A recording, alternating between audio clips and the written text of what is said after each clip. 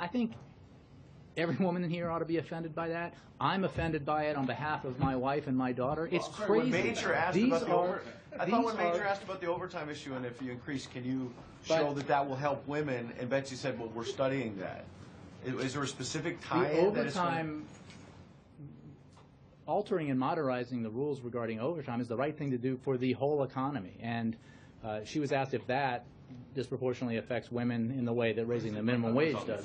What's that? Just as they run numbers on how it would. And I don't think that assessment's been done. It's certainly the right thing to do regardless. What the assessments that have been done were related to the minimum wage is that women would be affected more than men because women tend to have minimum wage jobs, as I understand it, not an economist, in greater numbers than men do. So, but here's the point, and I mentioned my wife's book on this. I mean, there is a macroeconomic benefit to making sure womenomics. What's the title of it? Like Womenomics.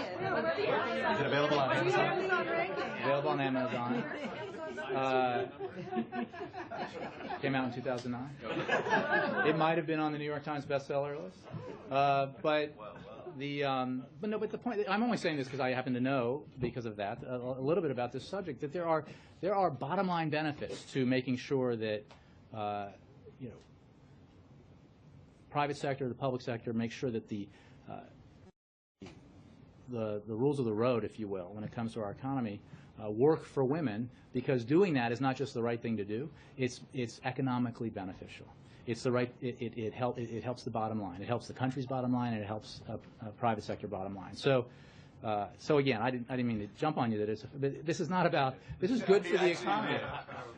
Well, maybe, but it's good for the economy. I promise you. And your wife's wonderful. Yeah.